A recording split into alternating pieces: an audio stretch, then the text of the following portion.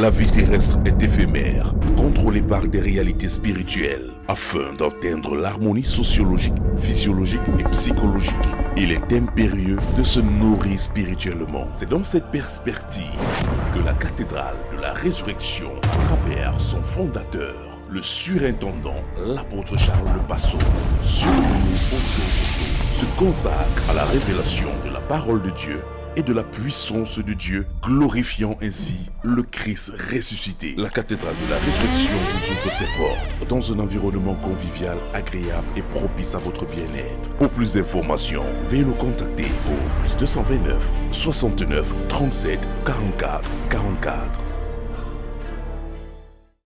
Nous parlons du mariage. Alléluia. Amen. Et le mariage, comme je vous l'ai dit, c'est une union entre deux personnes de sexe opposé. Le mariage, c'est entre un homme et une femme. Point final.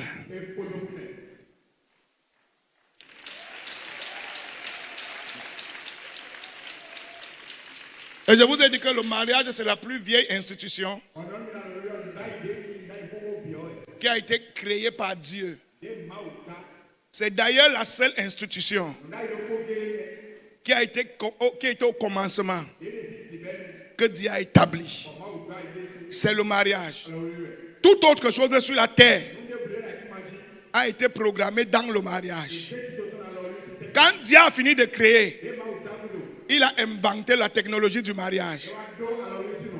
Et tout ce qui devait arriver sur la terre dépend de l'état du mariage.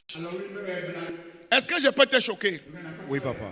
Quand Adam était dans le jardin d'Éden avec sa femme et qu'ils avaient un bon mariage, il n'y avait pas de meurtrier sur la terre. Mais dès que le mariage a eu les problèmes, les meurtriers ont commencé à arriver sur la terre. Ça veut dire quoi? Tous les problèmes qu'on voit sur la terre, c'est un problème marital.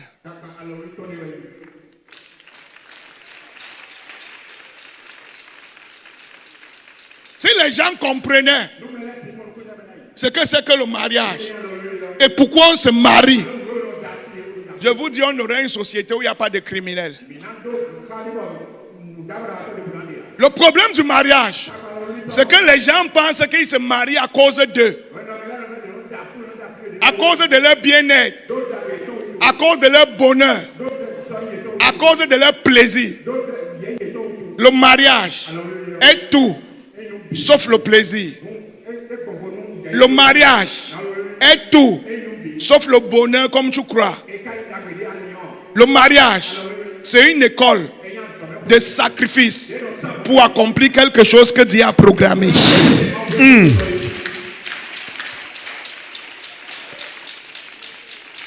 Les gens ne sont pas mariés parce qu'ils sont forcément contents. Si tu sais manager ton mariage, tu auras la joie dedans. Si tu sais manager ton mariage, tu auras le bonheur dedans. Mais ce n'est pas pour le bonheur que Dieu t'a donné le mari. Ce n'est pas pour le bonheur que Dieu t'a donné la femme. C'est pour accomplir une mission. Et la mission que Dieu t'a donnée, c'est quoi? C'est fabriquer un héritage à Dieu. Une génération qui craint Dieu. C'est de fabriquer une semence qui va perpétuer le nom de Dieu sur la terre. Et parfois ton mari peut être un problème. Parfois ta femme peut être un problème. Mais toi qui as compris ce que c'est que le mariage, on ne quitte pas un mariage sans accomplir ce que Dieu nous a envoyé accomplir. Le mariage, ce n'est pas pour toi. C'est pour une mission.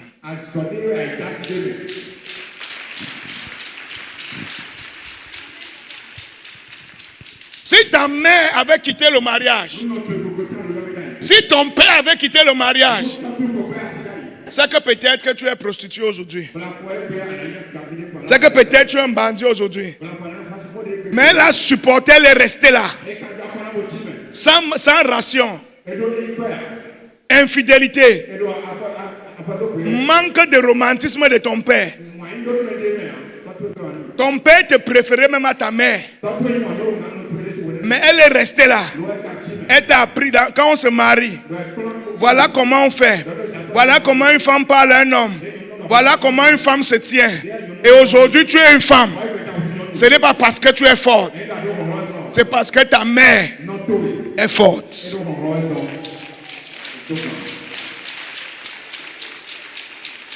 Si tu sais tout ce qu'elle a traversé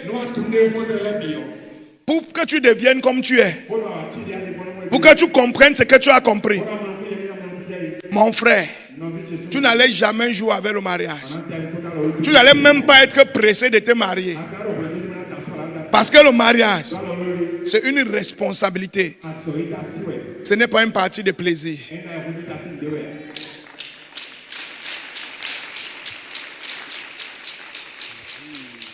Donne-moi un amen. Amen. Donne-moi un amen. Amen. Ce soir, nous allons voir quelles sont des choses qui peuvent détruire ton mariage. Quels sont ceux qui peuvent arranger ton mariage. Et la première chose qui détruit le mariage des chrétiens, la plupart des chrétiens servent Dieu, ont la crainte de Dieu. Ils vont à l'église, ils prient, ils lisent la Bible, ils jeûnent, ils servent Dieu. Ils ne sont pas dans tout genre de choses bizarres. Mais le plus grand piège dans le mariage des chrétiens, c'est que les chrétiens ont souvent un comportement qui est devenu normal, mais qui n'est pas un comportement de Dieu. Donc quand il affiche le comportement là, ce n'est plus un péché, parce que c'est un vieux compagnon. C'est un vieux comportement. C'est une vieille habitude. C'est un vieux trait de caractère. Il a tellement duré dans ta vie que tu as normalisé ça. Donc quand tu cites les péchés, ce n'est plus un péché. Et tu ne sais pas que c'est ce comportement qui n'est pas de Dieu, qui est devenu normal, qui est en train de voler le bonheur dans ton mariage. Vous servez Dieu, vous priez, mais vous n'êtes pas heureux ensemble. Tout le monde craint Dieu. Mais pourquoi nous ne sommes pas heureux? Si tu crains Dieu, je crains Dieu, normalement, on doit avoir le meilleur des mariages. Mais si je crains Dieu, tu crains Dieu, et qu'on n'est pas heureux, il faut savoir qu'il y a un comportement qui est devenu normal, qui n'est pas normal.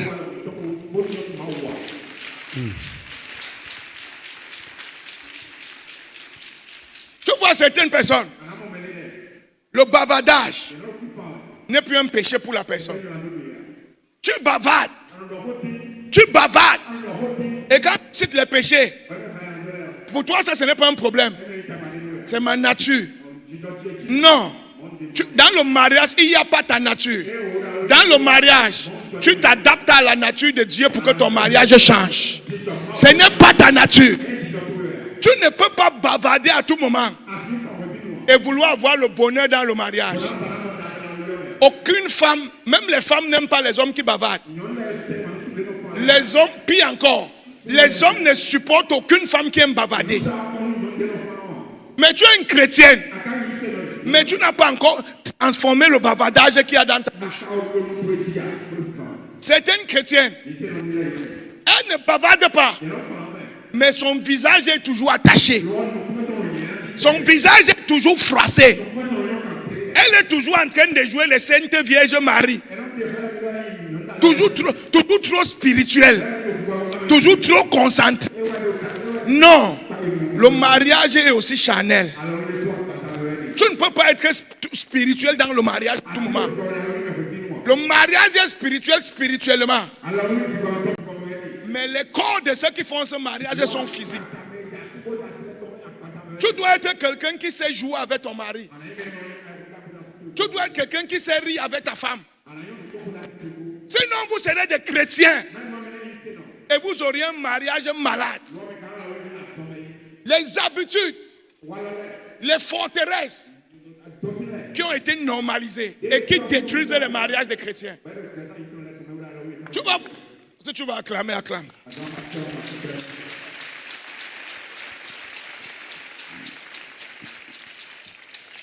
Toi, tu es chrétien. Tu passes le temps à lire la Bible. Si ta femme veut te parler, je prie. Je jeûne. Je prie. Mon frère, tu pries, tu jeûnes, mais tu commets un péché.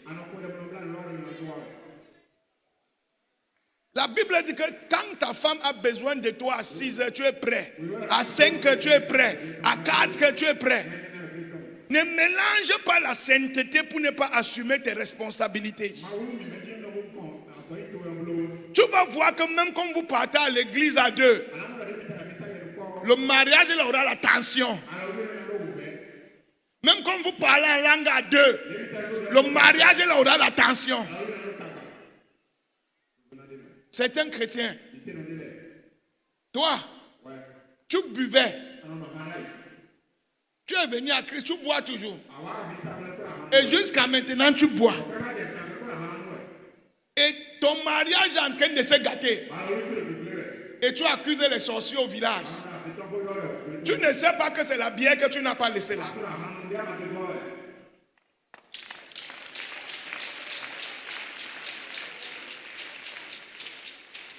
Il y a des femmes.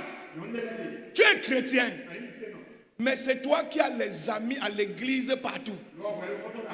Les petites filles sont tes amis. Les mamans sont tes amis. Les veuves sont tes amis. Les femmes au quartier sont tes amis. Et parce que tu étais habitué au copinage au quartier. Maintenant tu es venu à l'église. Tu es marié en Christ. Et tu n'as pas laissé l'esprit de copinage. Maman te conseille, enfant te conseille, veuve te conseille, divorcé te conseille. Tout le monde te conseille. Ton mariage ne peut pas marcher même si tu parles en langue.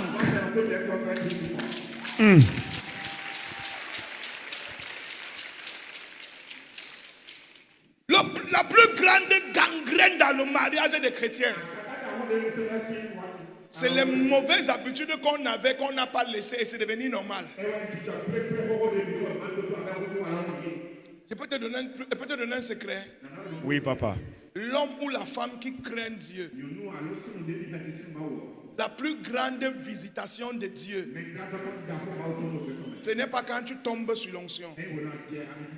La plus grande visitation de Dieu dans la vie d'un homme, c'est quand Dieu ouvre tes yeux et tu vois tes propres défauts.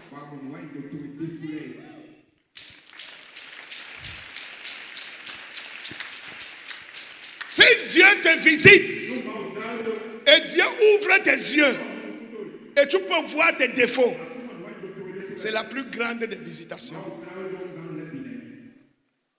Parce que ton ennemi, ce n'est pas un sorcier, ton ennemi, c'est toi-même.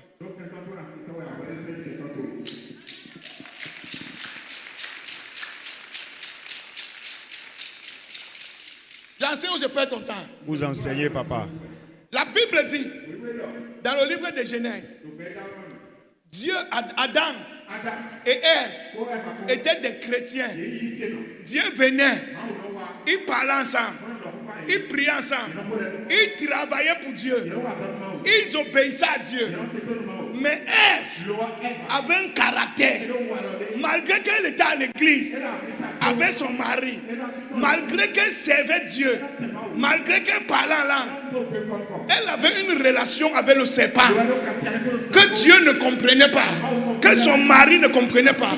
Elle avait toujours cette habitude de papatoya. Il fallait toujours qu'après avoir prié, jeûné, parlé avec son mari, il faut qu'elle aille parler à quelqu'un. Il faut qu'elle aille écouter la vie de quelqu'un. Il faut qu'elle aille raconter l'histoire de quelqu'un. Il faut qu'on parle aussi dans son oreille. Même comme elle parle en langue. La relation l'a détruit son mariage. La relation là, le caractère l'a détruit son mariage. Ça a détruit son mariage. C'est le caractère de Papatoya de Ève qui a détruit le mariage d'Adam. Mais elle était là quand Dieu venait. Elle priait, prenait les instructions, elle servait avec son mari, elle aidait son mari. Mais elle avait un caractère qu'elle avait refusé de changer. Elle avait un caractère qu'elle a refusé de changer. Adam aussi avait sa part. Adam était paresseux. Adam ne suivait pas sa femme. Il laissait sa femme faire. Comment ta femme peut parler avec le serpent jusqu'à avoir 3 discussions? Et tu n'es pas au courant. Tu es où? Il y a des hommes, tu ne sais pas ce que ta femme fait. Tu viens seulement monter sur elle, elle te donne la nourriture, tu accouches les enfants. Tu ne sais pas ce qu'elle fait. Elle va faire quelque chose que tu vas faire détruire ton mariage.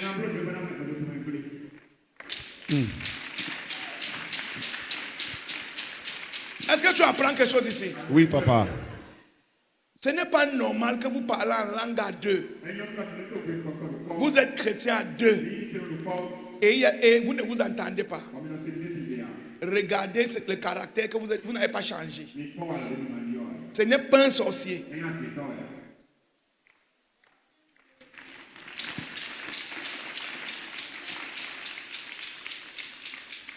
La deuxième chose, si tu ne me crois pas, va demander à Samson. La femme de Samson aimait l'argent. Elle pouvait prêter l'argent même chez Satan pour utiliser. On l'appelait Delilah. Son mari était puissant. Son mari était un homme de valeur. Un oint de Dieu. Un prophète envoyé pour commencer la délivrance d'Israël. Puissant. Et il a pris une femme et il aimait sa femme. Et sa femme l'aimait.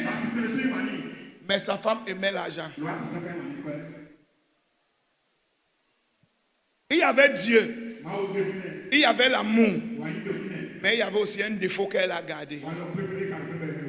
Et elle a vendu son mariage pour avoir l'argent. Et la discussion avec Samson à tout moment, les problèmes qu'ils avaient dans la maison, c'était à cause de l'argent. Dès que les Philistins lui ont proposé de l'argent, elle a commencé. Dis-moi ton secret. Pourquoi tu es comme ça? Les problèmes ont commencé. Samson a menti une fois. Les problèmes tous les jours. Finalement, à cause de l'argent, elle a détruit son mariage. Parce qu'elle aimait l'argent, elle s'est mariée et elle n'a pas changé ce comportement. Si tu ne me crois pas, va demander à la femme de Potiphar. Elle était mariée à un grand homme. Mais elle aimait les petits garçons. Elle était mariée à un grand monsieur. Mais elle aimait les petits garçons. Et dans la propre maison de son mari, un homme reconnu dans la ville, elle a voulu coucher avec Joseph. Les caractères qu'on amène dans le mariage et on normalise.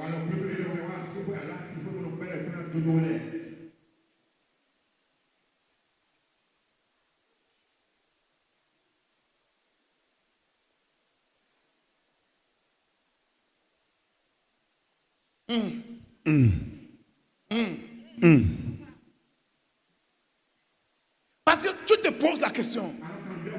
Quand tu parles avec la femme aime Dieu. La femme fait tout pour respecter Dieu. Tu parles avec l'homme. L'homme aime Dieu. L'homme fait tout pour respecter Dieu. Mais pourquoi vous ne pouvez pas vivre ensemble?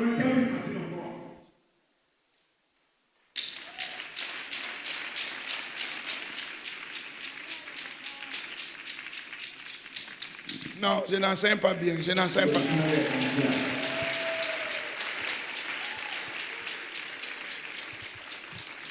Dis à ton voisin, Voisin. regarde. Regarde.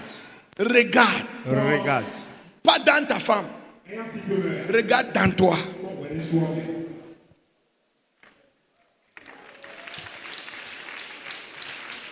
Si tu veux le bonheur dans ce mariage, laisse ton mari, laisse ta femme, regarde dans toi.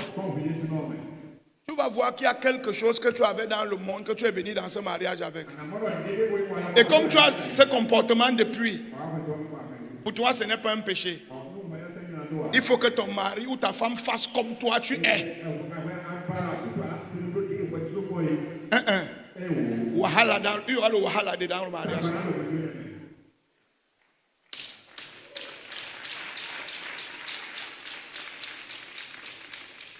Je t'enseigne ou je perds ton temps? Papa, vous enseignez. Tu vas lire, tu vas même lis-moi Genèse 3, verset 13, voir. Genèse 3, verset 13. Et l'Éternel dit à la femme, pourquoi as-tu fait cela? Pourquoi as-tu fait Cela. La femme répondit, le serpent m'a séduite et j'en ai mangé. Vous avez vu la question de Dieu? Pourquoi tu as fait cela? Qui a causé le problème? Dieu demandait pourquoi tu n'as pas changé ton caractère là. Pourquoi tu es allé jusqu'à détruire ton mariage? Tu n'as pas changé. Elle dit que le serpent m'a trompé. Dieu dit que ce n'est pas mon problème. Pourquoi tu n'as pas changé ce caractère?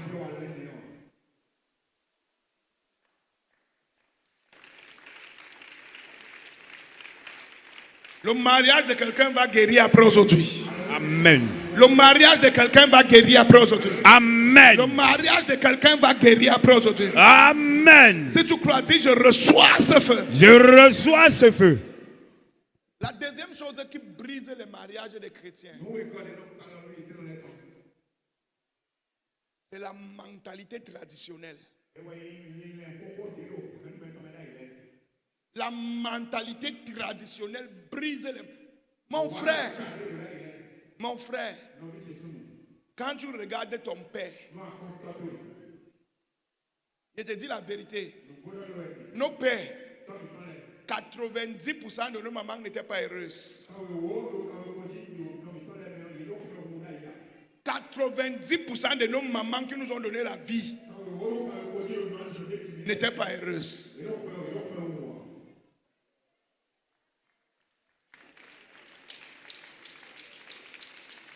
Elles ont subi le mariage là jusqu'à la fin de leur vie. L'homme était le tout-puissant Mazembe. Il était la pétole des apétoles. La femme n'est rien. La femme est comme le chiffon. La femme est comme l'esclave. Eh bien, écoute-moi, frère et soeur. La tradition est très dangereuse pour ton mariage. On ne parlait pas fort à mon père. Mon père ne peut pas demander pardon à une femme. Mon père, ton père là est mort à quel âge?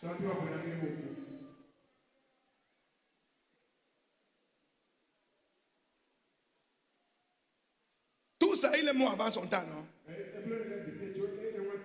Quand tu regardes le mariage de ton père, il faut avoir le courage de dire que voici les erreurs de mon père.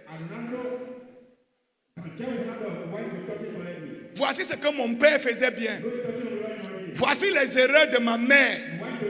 Voici ce que ma mère faisait bien. Tu prends ce qui est bon et tu changes ce qui était mauvais.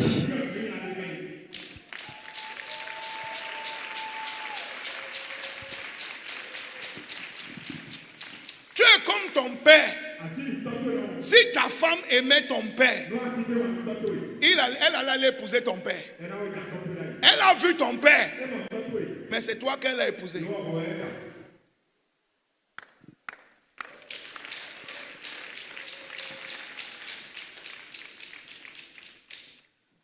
Il y a des mariages qui se gâtent. Parce que l'homme ne peut pas dire que chérie, excuse-moi, j'ai eu tort. Impossible. C'est impossible.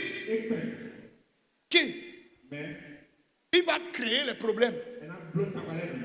Et c'est la femme qui va venir dire que ouais, pardon chérie. Mon frère, esprit de village, sors de ce corps. Amen.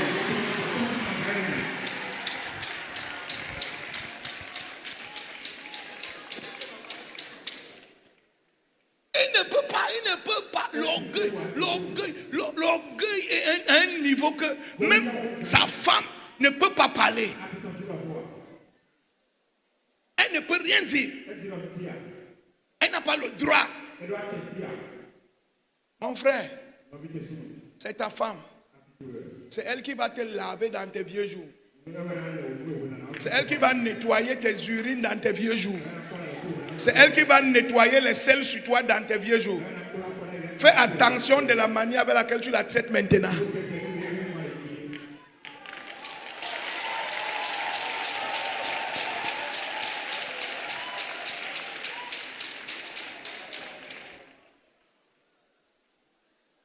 Quoi que tu fasses, les hommes vont toujours mourir avant les femmes. Tu as combien de problèmes que tu gères? Tu ne peux pas. Tu vas aller te reposer avant elle. Je crois que tous les problèmes que tu encaisses là, ton corps n'encaisse pas. Ton corps encaisse. La seule personne, ton frère ne sera plus là. Ta mère ne sera plus là. Ta soeur ne sera plus là. Même tes enfants, certains ne seront pas là. La personne qui sera là, c'est la femme qui est avec toi maintenant là.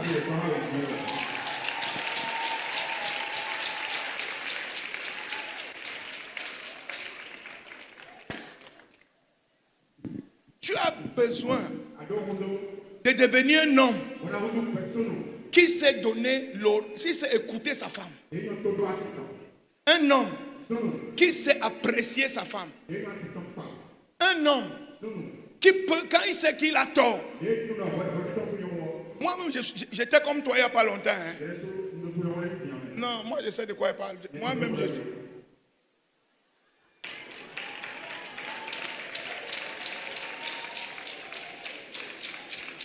Mais ça crée des problèmes à la maison pour rien. Tu te rends compte que là où tu faisais les problèmes pendant une semaine, en disant excuse-moi, en une minute le problème est fini.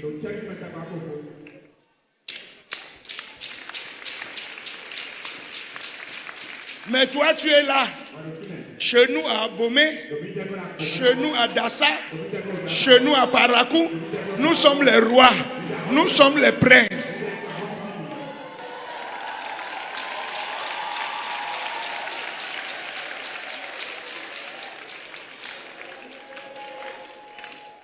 Regarde tous les problèmes que tu as avec ta femme. C'est parce que tu ne veux pas descendre et la considérer aussi.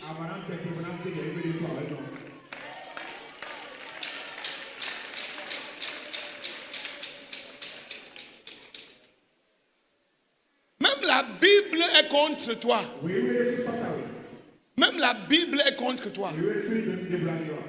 La Bible dit, lis-moi un peu Cantique des Cantiques, voir. Cantique des Cantiques 4, verset 7. Tu es toute belle, mon ami. Aïe. Il n'y a point en toi de défaut. Aïe. Viens avec moi du Liban, ma fiancée. Laisse comme ça. Tu es quoi? Tu es toute belle, mon ami.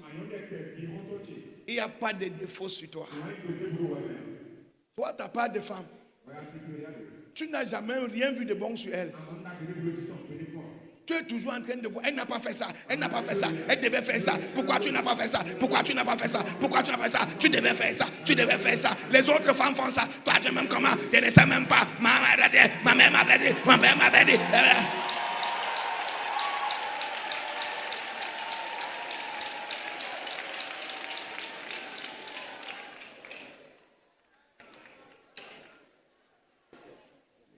Mais Dieu est en train de dire, quand tu regardes ta femme, dis-lui que tu n'as pas de défaut. Tu es parfaite. Tu es excellent. Tu es comme le beurre que le couteau passe dedans. Il n'y a rien qui dérange sur toi. Tu es exactement la femme qu'il me fallait. Quand tu parles comme ça, la femme là devient ce que tu dis. Si tu dis, tu es une sorcière, ta mère est une sorcière, ton mauvais comportement là, tu vas avoir une sorcière à la maison. Je te dis que tu vas avoir une sorcière à la...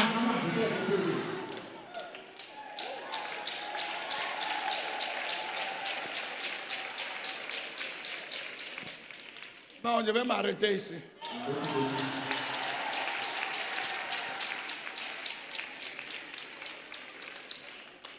Va un peu aujourd'hui et dis à ta femme,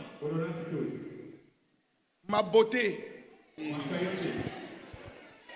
quand je te regarde, mon bonheur est complet.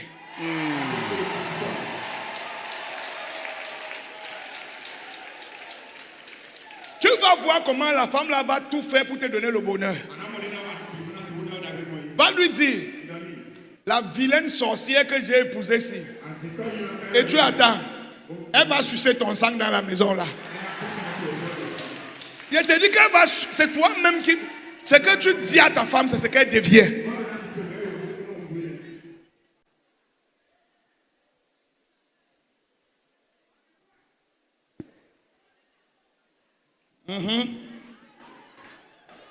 Il dit que la semaine, si je suis avec les hommes, bas le pied.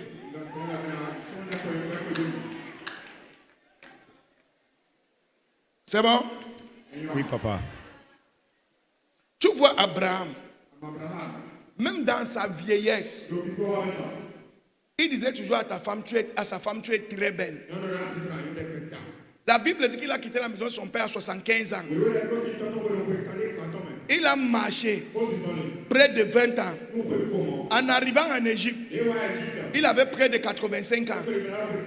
Il dit à Sarah, Sarah, tu es très belle. Tu es belle de figure. On peut même me faire du mal à cause de toi. Et toi, tu es toujours dit à ta femme, regarde les rides sur ta face. Tu es déjà vieille, dis donc. Tu es déjà fini. Tu es déjà fini. C'était avant. Laisse les machins que tu fais là. Tu es déjà une vieille femme. Tu auras une grand-mère à la maison.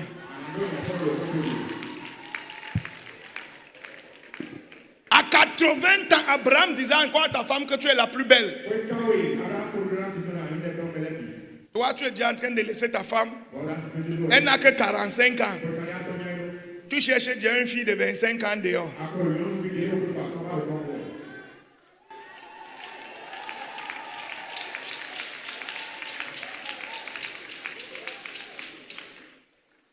Si tu dis à ta femme qu'elle est belle, elle va devenir belle.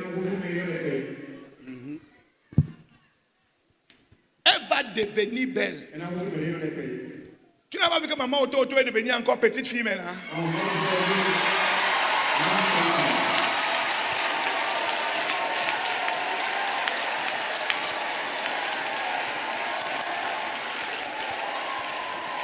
Après 9 accouchements, après 9.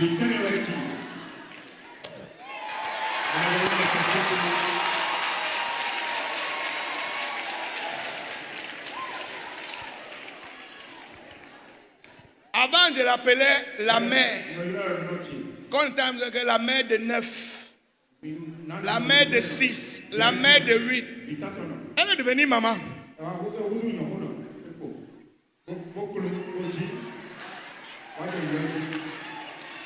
Après, j'ai commencé à dire non, hey, tu as fini d'accoucher. Hein? Maintenant, tu es ma petite yoyette.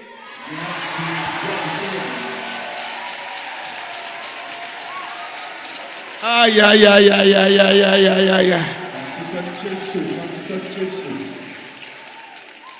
Quand on est à la maison, j'ai dit, petite fille, tu es où? Jeune fille, tu es où? Jolie demoiselle, tu es où?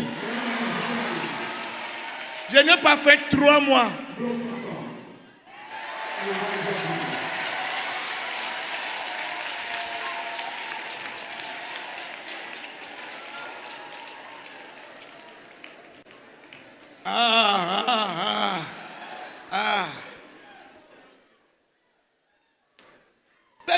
Abraham dit que sa femme est belle. À 80 ans, elle est en train de jouer avec son mari. Le roi regarde la femme d'Abraham et dit qu'elle est belle. Donc même quand Abraham a parlé, la beauté là est venue sur sa femme. Même le roi a vu la beauté d'une grand-mère. Yes, sir.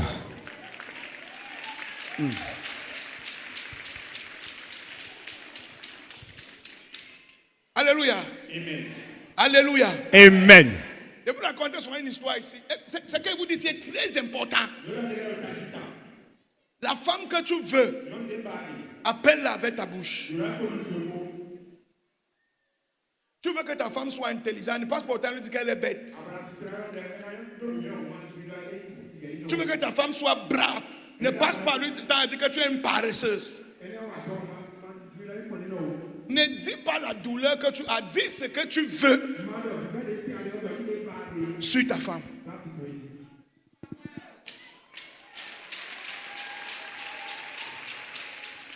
Je vous raconte toujours un truc. Avant là, quand j'étais encore immature, je jouais avec l'onction comme je voulais. Tu viens me voir, tu dis que je veux le blanc. Je veux un chinois. Je veux un homme de Porto-Nouveau. Je dis seulement qu'apporte-moi ton lait de toilette. Je pose ma main sur ça. Je dis que mets ça sur ta face. Va au carrefour. Dès que tu pars, tu vois comment les Chinois commencent à s'arrêter.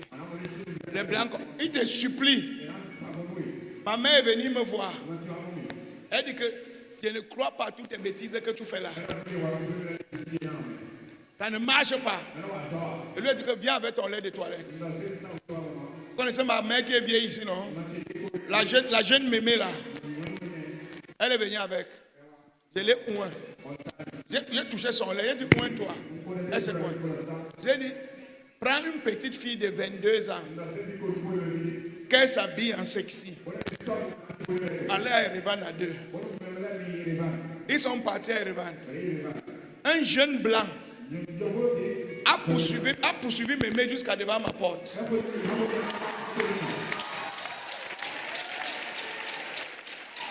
Mémé dit que laisse-moi, je suis une grand-mère, laisse-moi. Le blanc dit que c'est la grand-mère même que j'aime, c'est la grand-mère même que je veux.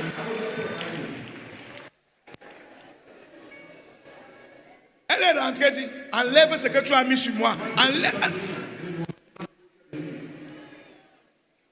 Et si tu appelles quand tu parles de bonnes choses sur ta femme, la chose là aussi vient sur elle.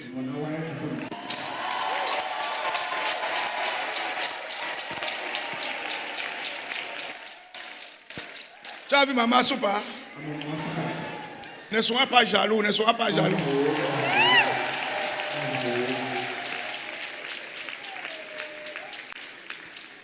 Est-ce que tu peux acclamer Jésus?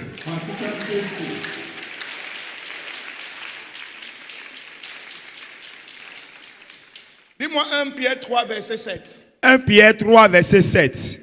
Marie, montrez à votre tour de la sagesse dans vos rapports avec vos femmes. Va très lentement.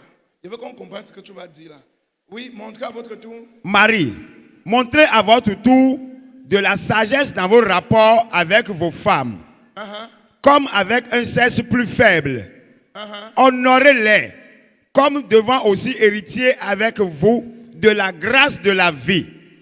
Qu'il en soit ainsi. Montrez quoi? De la sagesse. Et la Bible dit que le sage qui est pauvre dise que je suis riche. Que le sage qui est malade dise que je suis guéri.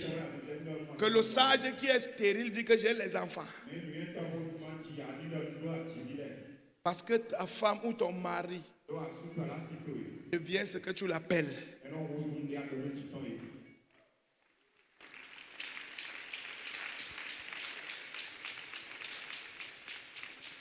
Dis à ton mari, tu as échoué, tes amis t'ont dépassé, tu n'es rien. Hein, tu es ici, tu bavardes, tu manges, tu ne vois pas tes amis. Tu auras un chômeur plus.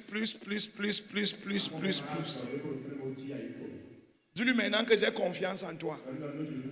Je sais que tu ne peux pas échouer. Je connais ce que tu es. Je suis avec toi. Et vois l'homme que tu vas qui va devenir.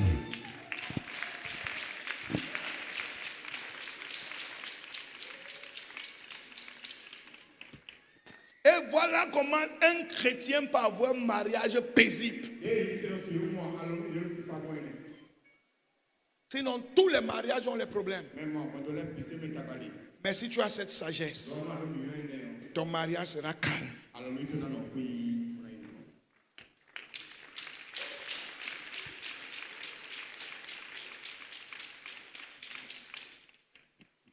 Il y a quelque chose que Dieu m'a révélé.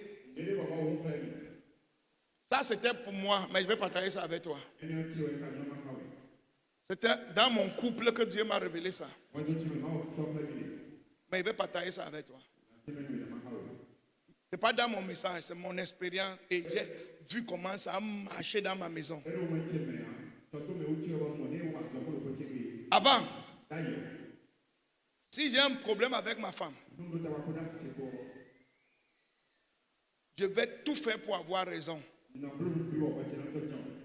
Comment? C'est moi l'apôtre. C'est parce qu'il était épousé que tu vas venir ici me froisser. Non.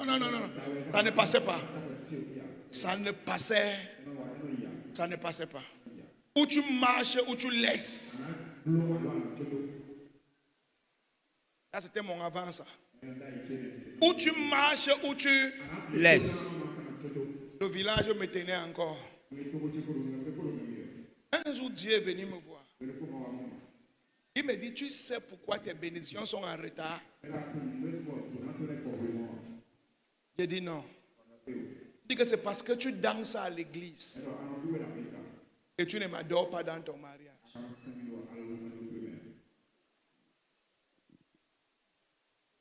Et quand Dieu parle, la voix est claire, tu sais que c'est lui. C'est parce que tu danses à l'église. Et l'adoration que j'attends de toi, je ne reçois pas. Il dit, papa parle.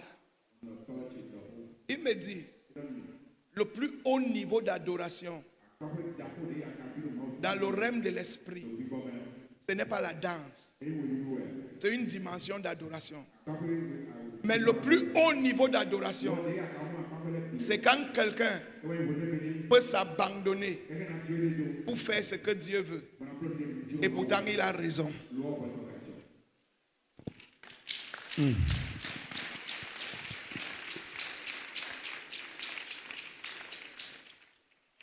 dit, si ta femme fait ceci, ne regarde pas ce qu'elle a fait. Fais ce que je t'ai dit.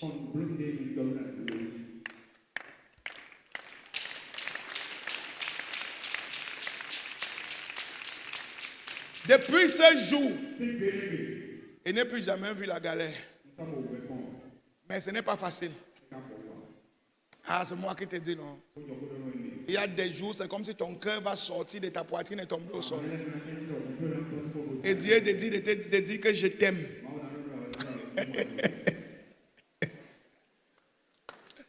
Tu es en colère comme ça. Dieu dit que va lui faire bisous, touche sa joue. Pose ça. Hey, ton cœur est en train de faire tougou, tougou, tougou, tougou, tougou, tougou.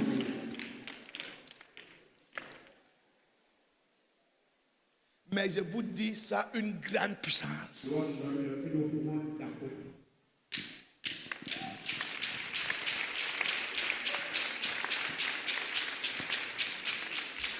Ça a une grande Puissance. La maison où l'homme va avoir raison, la femme n'accepte pas qu'elle a tort.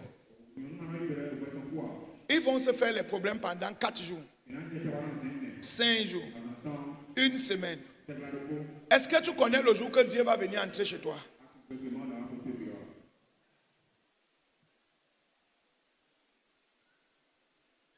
J'ai fini.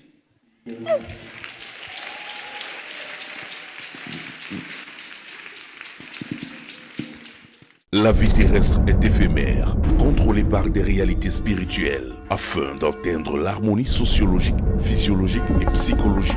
Il est impérieux de se nourrir spirituellement. C'est dans cette perspective que la cathédrale de la résurrection, à travers son fondateur, le surintendant, l'apôtre Charles Le Basson, se consacre à la révélation de la parole de Dieu et de la puissance de Dieu, glorifiant ainsi le Christ ressuscité. La cathédrale de la résurrection vous ouvre ses portes dans un environnement convivial, agréable et propice à votre bien-être. Pour plus d'informations, veuillez nous contacter au +229 69 37 44 44.